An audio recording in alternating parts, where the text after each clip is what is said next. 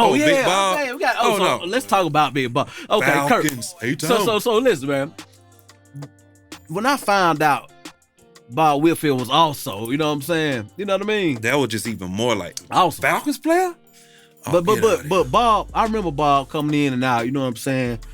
But my personal relationship was Kurt, because Kurt was here every day. Man, Kurt got to be 365,000 years old, man, cause I ain't never seen that man all work, man. He been here every day, man. Just, you know what I'm saying? Hey, Bob too. He was just like Kurt. It's family. Oh yeah, family. Open arms. You guys, they's like our big brothers. Like, hey, here you go. You know, come record. You know, and do what you do. And it's always been love since day one, bro. Yeah, man. Yeah, man. For real. Bob, Kurt, man. God bless y'all, brother, man. Those, I mean, them two right there when we first started, Bob and Kurt.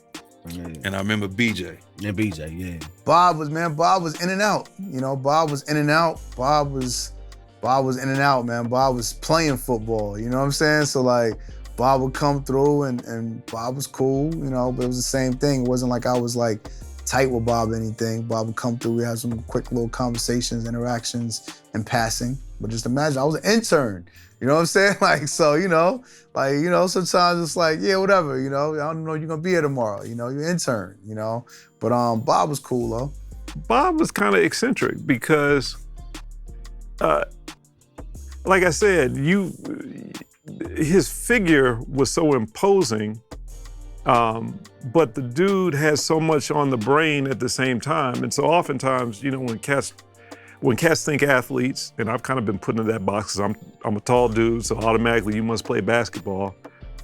But who knows what's going on in your brain? The same thing with Bob. He had the physical talent, but he was not afraid to open up a book and figure something out. And that's something that I saw immediately when I met him. And again, the oddness of this dude kind of sitting behind wires, and I'm like, what is this dude doing back there? And he's trying to figure it out. It didn't always work, but he was trying to figure it out. And he was like, yeah, I've been reading this magazine and this book, and I've been trying to figure out this. And like I said, I connected him with Jarvis, who was light years ahead in terms of just his understanding of engineering. And when they got together, they clicked almost immediately. And that, again, just kind of brought me in as well. Bob, he used to be in the office a lot when I first started working at Patchwork. And just his tasks were all over the place in terms of what he was doing. Obviously, a lot of it was related to like the football stuff. The Falcons were kind of on and off until I think the 98 or 99 season. Maybe it was the beginning of 99 they went to the Super Bowl. But he was doing football stuff and then also was involved in terms of like media and like helping with the label stuff and helping with oversight. But just as a person, he's hilarious. He would like to sing in the office. Like I had to actually like share a very close area with him because the office wasn't super big. I think at that point we had one computer in there. Bob Booby, a sweetheart. I mean, the fact that him and Curtis grew up together and were able to begin this business or start this business and by pulling themselves up by their bootstraps and just kind of this self-made thing, it's pretty impressive. Working with Bob was cool as a fan. It was easy. He was, if you have a mom and a dad, Kurt was definitely the dad and Bob was the mom because Bob is like the yes parent, like, okay, do whatever you want. I don't care. Like he didn't really have, I think, a sense of when we were asking for certain things or wanted approval for certain things, he was just like, yeah, go for it. Do what you want. And Kurt would be like, no, we're not doing that.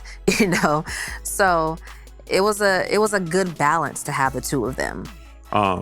But personality-wise, super cool, super easygoing, but very bright. And again, the best word that I can give to Bob is eccentric and eclectic. And those things were evident really, really quickly just because of the way he was able to blend just those two ideas of this physical thing with this mental thing.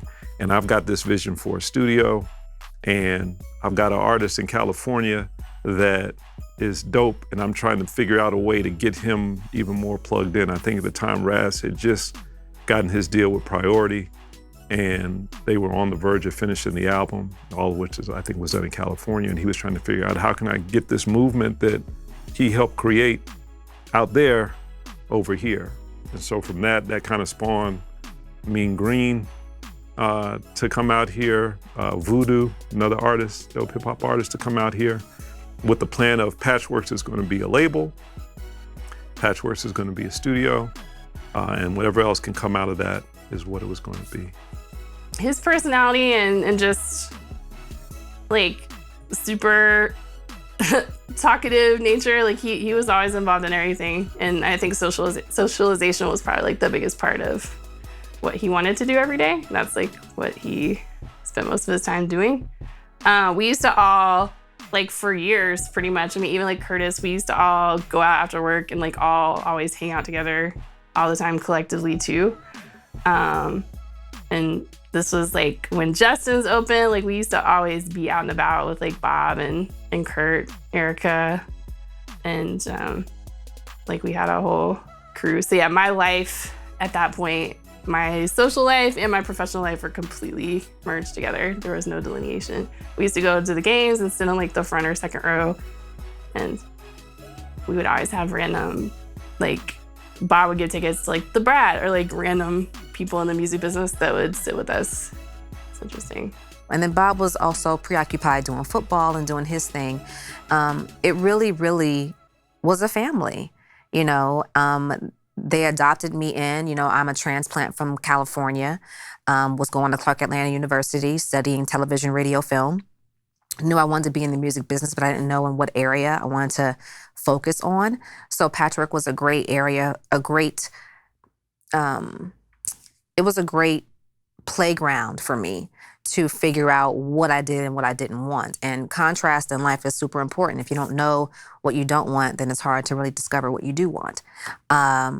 So yeah, I think the fact that we're stumbling or rolling up on 25 years is pretty remarkable. I mean, a lot of the studios that were around here at the time don't even exist anymore. And so to have been an integral part of this beautiful legacy that is still being built, I'm blessed, I'm honored. Bottom line, it couldn't happen without Bob. We made mistakes, and Bob allowed us to make the mistakes we needed to make to grow, and kept us on. Simply kept us on.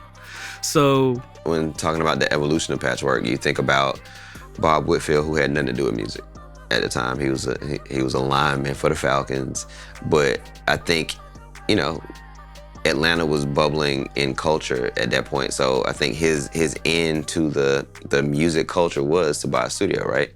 So, you know, I don't know his motivation, but it felt like that. But instead of it seeming like a vanity thing, you know, like most people, they buy a studio and they get money, they have some groups. This was run like a team, and I think that came from Curtis. Like Curtis brought this real coach's energy to Patchwork, where you felt like, I guess that's what it was. It's like it was run like a team. Like Bob was a player, Curtis was a coach, and they had other players on here who just understood their positions so well that it ran smooth. And I think the evolution of where Patchwork came from to now is based in that vision that, you know, and I'll say, I think the vision that Curtis had in building a team, like building a franchise player. And that's what it felt like Patchwork became, because it's one of the more notable sought after studios in Atlanta. Like it's the one that you hear, but like every artist, when they come to Atlanta, they try to get in Patchworks first. You know, and it's because the history of it is people like, you know, me, Youngbloods, T.I., OutKast, all these legends in the game now. Not that I'm a legend, I'm just saying that it's legends in me in the game now that started in this small space, and we all grew together. And on some level, you know, Curtis is a friend of mine, but he's also, you know, I've learned things from him as well as a business person, as an executive, just about being on it. And we've all grown based on everybody learning certain things at the same time. And I think that's the difference in the studios here in Atlanta. Patchwork grew with us, as opposed to studios that were here and kind of when we first tried to get in, they looked down on us and we were like these little hooligans trying to get in. And to have a place where you felt like the people you knew, like they were from LA, so they had a little bit of, you know, something to them, so where we could communicate. And that communication has grown into all these relationships and these businesses growing and thriving based on having a hub at Patchwork. You know, like we could create our music there and it wasn't pressure. It wasn't the pressure of some dude looking at us like, what are we doing? Like that was tight. The staff, the infrastructure for Patchwork. So Patchwork is a beautiful facility to look at, hands down. One of the most beautiful facilities. I marvel at it every time I walk in, looking at all the plaques, all the accomplishments. You know, looking at this board. You know, I've been to events in here and I've experienced some of the energy here. It's a beautiful thing. One of the things that I know is far more valuable than the cosmetic experience is the infrastructure that gives birth to that, right?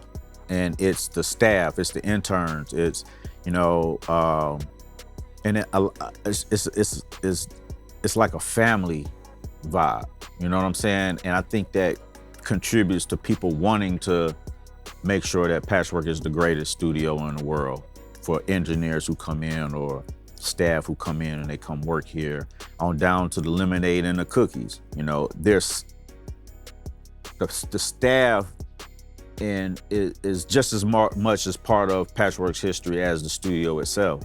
It was like a family. You know, I'll say that when I was working on my albums, you know, for Universal, we used to basically sleep here. But those of us who stayed strong, our lives have been transformed in so many ways, you know. And yeah, just the people in general, man. Some of the people that I met at Patchwork are still my friends to this day. Friendship is a reason why this studio has made it, right? And that's really what this is. Patchwork is the friend of the community of Atlanta, right? And that's serious, bro. Like, you never hear anybody say nothing negative about this space. And it really got nothing to do with the fucking studio. It got everything to do with the management and Kurt, right? At the end of the day, people buy you. The studio is perfect, right? The studio has a great board, has a great sound, there's a great energy coming off of it, and all that stuff. But the friendship side of it comes from within. And the within is the human element of the studio. That human element has made the first two things I was talking about better. And that ends up becoming family, right? So when I think of Kurt, I almost want to say Kurt from Atlanta sometime. Man, Kurt from Atlanta, man. He's talk like us. He's slow talk like us. Yeah, man, I'm saying, man. I'm just saying, bro, man, I'm going to be there at 1, you be there at 12:55. I will be there at 1. I'll be like, man, all right, man, I'll be there at 12:55, man. Yeah, all right, man, I'll see you then, man, bye. Right? There ain't no extra. That's some Southern shit, though. That's real, right? And he is a direct reflection of this space. And Patchwork is been a friend to me for many years, man. Anytime I call the studio for anything, is always available. Or they try to figure out a way to make it available, you know, and that's says a lot about it, man. The personal touch, man. That's the difference between Patchwork and these other studios. It's a lot of personal stuff that's happening. When you come to the studio, more than just the board or more than just the room, it's how the staff takes care of you. It's how the paperwork is done. It's how you're greeted when you first walk through the doors. The tour of the studio is, this shit is some extraterrestrial shit going on here at Patchwork. And I think definitely that it starts from the top. And Curtis and Mike, they set a very good example.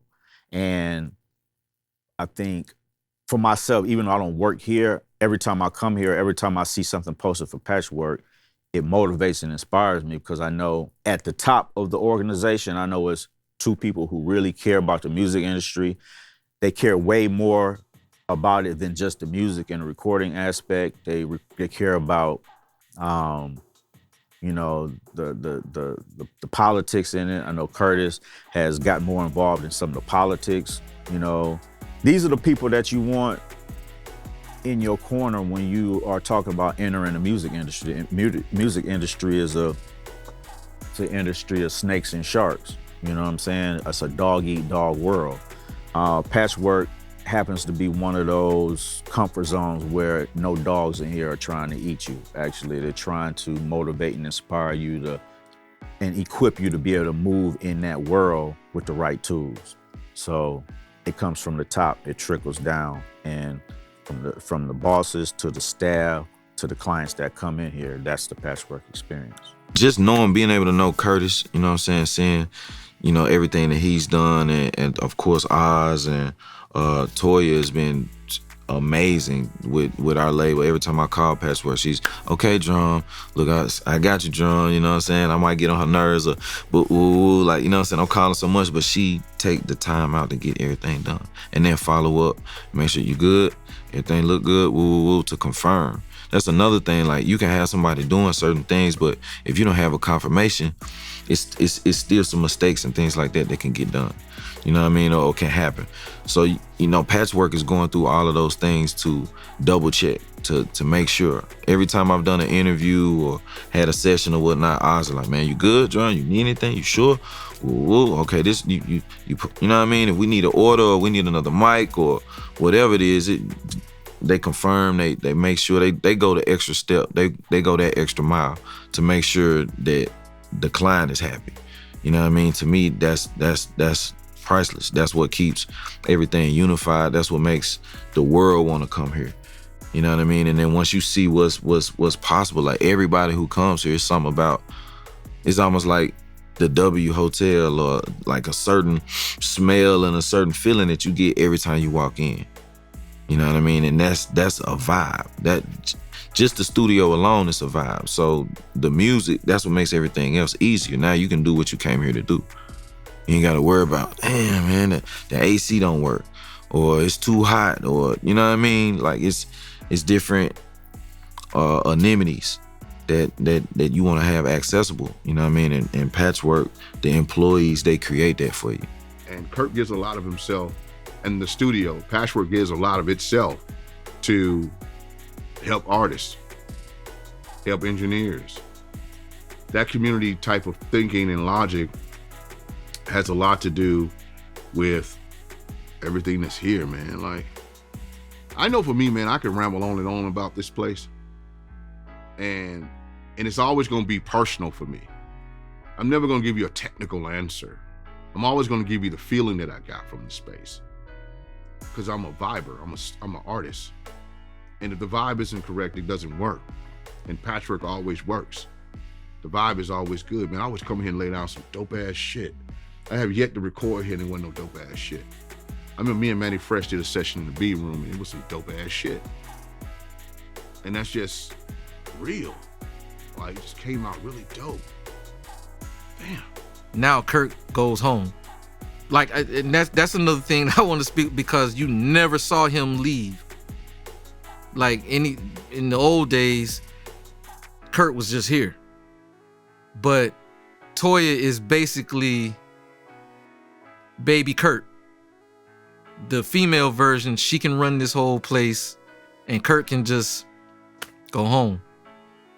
And Toya can get it done. And now Oz is added up. He's come up in that rank too. So, you know, it's you know, the people that you employ, you know, the great people, you know, this place is it's always been a great work atmosphere, and I could always tell, you could always see the people that's going to be something in this thing, you know, because it was just, they just stood out and they were different. It's certain individuals that, you know, and like I said, they're still doing things in the music industry right now. But those people were handpicked. You know, there's an eye for talent. Who we had? Erica.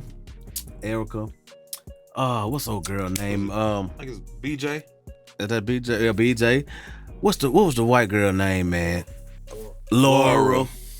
Man, all these people, we all grew up together, man. You know what I'm saying? And they were handling the business, man. I'm talking about just for Kurt to bring these people in, the intern and stuff, and let them get their business and their name out here, man, and network like that. And they were being taught how to handle proper business and bookkeeping, and you know what I'm saying? That's impressive to me. You know what I'm saying? It's crazy too, cause Erica worked, for Patchwork, and she actually was on our first album. Oh, right. I forgot about that. We used her. She's like, Erica, you come? She was like, oh, no. And was like, come on, and she did it. Yeah. It's on I forgot. It's on our first album. I forgot the name of the song. Hey, by 87 Fleetwood. 87 Fleetwood. Yeah. That's Erica. So look here. We use the whole studio. That's what folk don't really understand. When I say Patchwerk, we use everything in this thing. You know what I mean? From the workers, you know what I mean? The help, the interns, everybody, the assistants, man. I know they used to goddamn these damn young blood. I know we messed up our money, man. Hey man, we need some food runs.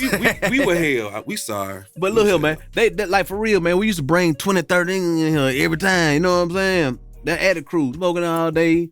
Doing our thing. The front desk, hey man, can we make it? We need a runner. We need a runner. You know what I'm saying? So they had to put up with a lot. You know what I'm saying? But we were all family, man. And I love them people to death, man. They are my family forever. That's all I know, man. Their food budget was all liquor. All liquor, bro. We used to. Hey, look here. One thing I look at it like this, man. That ain't my money right now, anyway. Run it up, man. Run it up. He had a receptionist named Erica back in the day, and I love Erica to this day. Hey, Erica. But out of everybody, that's the one person that stands out to me the most. He's had some brilliant people working in here in this facility. I work more closely with the engineers, and in the time, a lot of times, we brought our engineers with us. And then the house engineer was the assistant. So, for me, it was working directly with Curtis. It was working directly with Bob. It was talking to Erica when I couldn't. Again, remember, I was old school #1 back in the day. So a lot of times it was, I need to talk to Curtis. So I'm not, I didn't have to deal with too many other people. I'm direct dial into Curtis all day. Just about everybody that started in those positions at the old days Patchwork, the first location, on into this location, the majority of those people are still doing something in the music business. And some have gone on to do huge things. Jason Jeter comes to mind. And again, that goes back to, you have to point that back to Curtis, because many of these individuals were handpicked by him. So having an eye for talent, having an eye for somebody, you feel a special quality in them, they can get things done. I don't have to hold their hand to do what they do.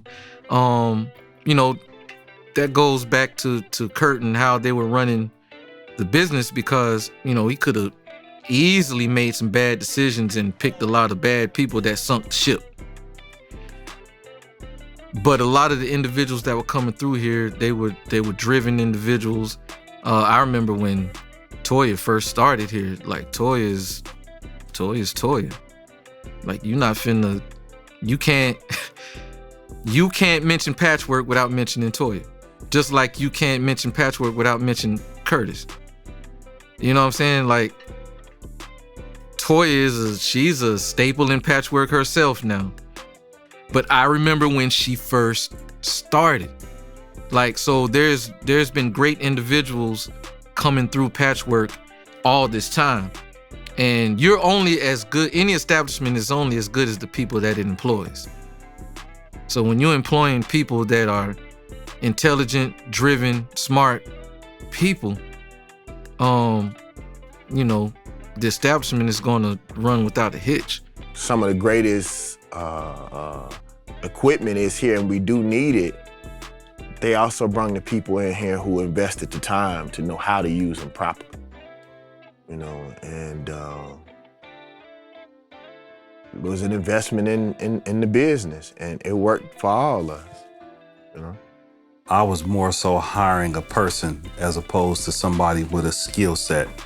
I've always been extremely confident in my capability to be able to train people and teach people how to do stuff the way that I think that it should be done. So most of the time, I'm usually, again, I'm not really worried about experience.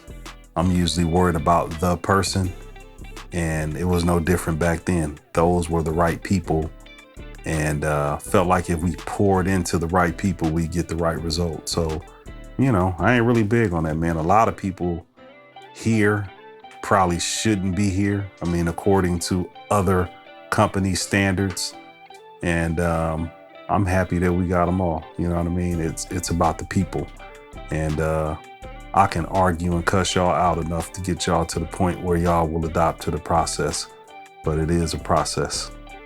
And you'd be amazed at some of the studios that have runners and others don't. And they're quote unquote big studios, or the runners just aren't personable to you. You know, like this runner looks like he really don't want to be working with me.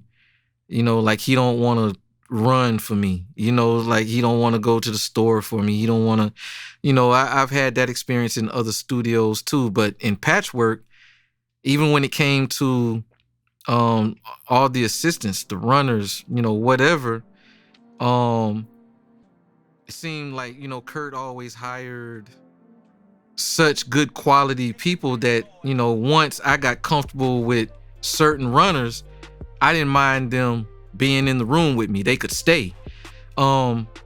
You know, and Kurt always ran a good, you know, a tight ship. Like I said before, it's always business as usual, and the runners ain't really supposed to be kicking it in the rooms with me, and they would say, yeah, I'll get in trouble for it, blah, blah, blah.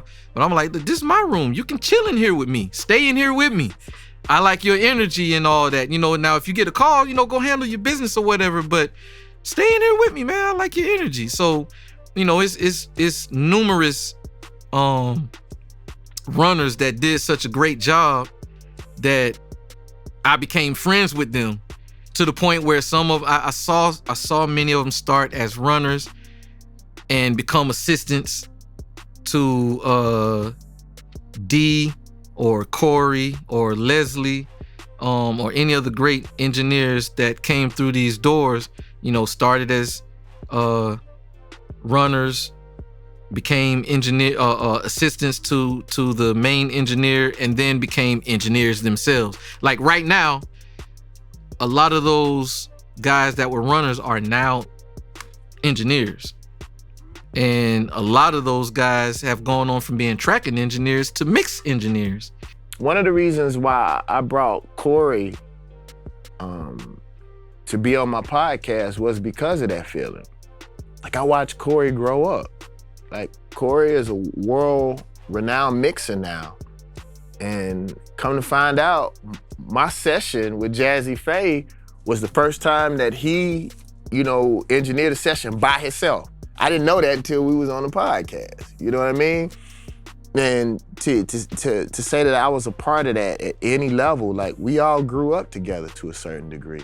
When you go to a studio, you want to have an engineer that's just into the music as you know what I'm saying? And Josh was one of those engineers, like, where he would come up with ideas for us. Like when we did, what was it, Shake 'Em Off?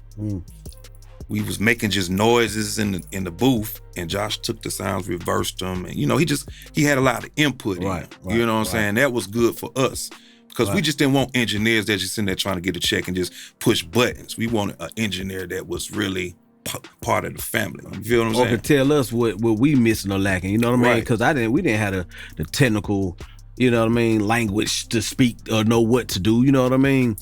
But let me tell you too, it was so crazy too, because I'm talking about, when I say white boys, man, you know what I'm saying? I'm talking about, you come in there, you like, shit, are we recording some rap music or what are we doing? Can he record some rap music, you know what I mean? But it's awesome, man. They didn't miss a beat, man. You know what I'm saying? We actually learned a lot from them as well. So you know what I mean? Shout out to them guys, man. I'll forever love them. You know what I mean? Right. Jarvis, and was our main engineer, Jarvis Blackshear, and then Cal Fani and Jason Staten. And I don't know when Josh came, but Josh was one of our main engineers as well. And then Mike came a couple years after Josh or whatever. But when you're there with people and you don't have anything but hope and faith, and you see them people working, like I told y'all, we used to work like 16 hours a day. And so we working 16 hours a day, hooking up equipment, dealing with the power, going out promoting, coming back to the studio. So when you at war with those people, you're gonna have a little bit more faith in them. And those were the people that helped us put it together. So Jarvis them and Bob them was literally hooking up the equipment and stuff like that, and Cal Fani. And so those people earned my trust. And once people earn your trust, then it's just a matter about making sure that they have the information to be successful. And so we were gonna win or fail with those people because they put in the work in the beginning.